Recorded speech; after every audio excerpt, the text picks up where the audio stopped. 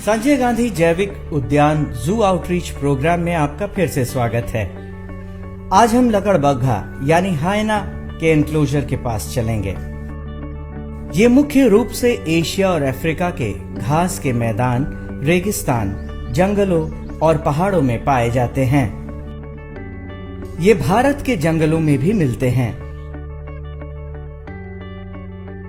लकड़बग्घा ज्यादातर परिजीवी और मांसाहारी जानवर होते हैं जो होनिंडे परिवार के सदस्य हैं। शक्तिशाली जबड़ा, मजबूत अगली टांगे और नुकीले दांत होने के बावजूद ये बड़ा शिकार नहीं करते हैं, बल्कि ये किसी दूसरे शिकारी जानवर द्वारा मारे गए जीव को खाते हैं।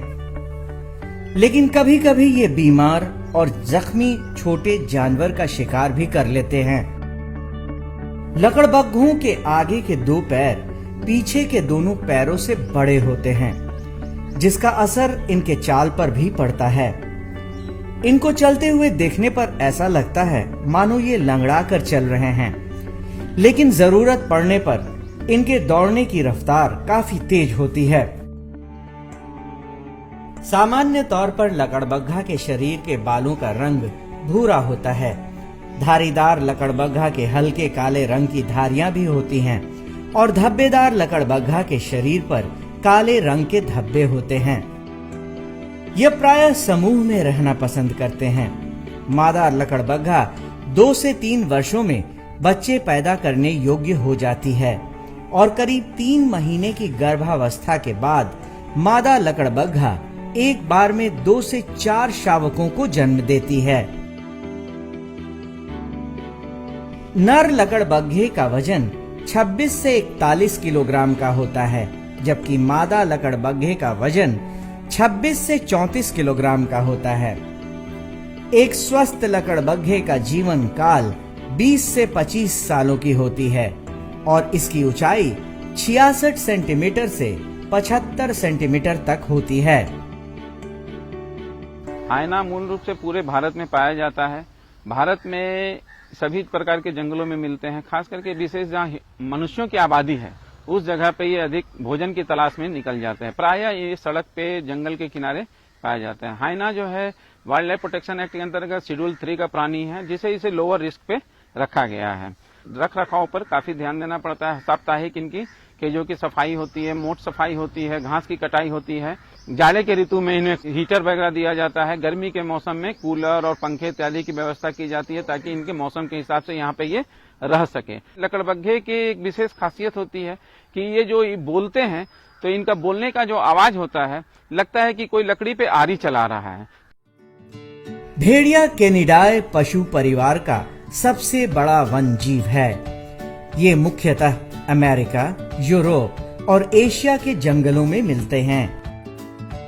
भेड़िए बेहद सामाजिक जानवर होते हैं। ये समूह में ही रहते हैं और समूह में ही शिकार करना पसंद करते हैं। इनके समूह को पैक कहा जाता है। सामान्यतः एक पैक यानी समूह में 8 से 9 भेड़िए होते हैं, लेकिन किसी किसी पैक में 20 से 30 भेड़िए भी हो सकते हैं। इनकी सामाजिक संरचना बहुत मजबूत होती है और नियम बेहद कड़े होते हैं। हर समूह में एक अल्फा नर और मादा होती है जो समूह का नेतृत्व करते हैं। भेड़िया के जबड़े काफी मजबूत होते हैं। इनमें 42 दांत मांस को काटने, चीरने के साथ ही हड्डियों को चबाने का काम भी बखूबी करती है। इनमें गजब की सहन शक्ति और चलने की क्षमता होती है। कभी कभी ये भोजन की तलाश में अपने घर से कई किलोमीटर दूर चले जाते हैं। ये सामान्यतः 8 किलोमीटर की रफ्तार से पूरे दिन चल सकते हैं, लेकिन शिकार मिलने पर ये काफी तेज और फुर्तीले हो जाते हैं। ये सामान्यतः 100 से 130 सेंटीमीटर लंबा और 60 से 95 सेंटीमीटर ऊंचा होते हैं। इनकी औसत उम्र 13 से 15 सालों की होती है। ये 2 से 3 साल में प्रजनन योग्य हो जाते हैं और इनका प्रजनन काल लगभग 2 महीनों का होता है। एक बार मादा भेड़िया 4 से 7 बच्चों को जन्म देती है। इनके बच्चों को पप्स भी कहा जाता है। भेड़ियों की नजर बहुत तेज होती है और उनके सूंघने की ताकत भी गजब की होती है। ये कैनेडी फैमिली का सबसे बड़ा सदस्य होता है, अर्थात ये कुत्ते के फैमिली से संबंधित है।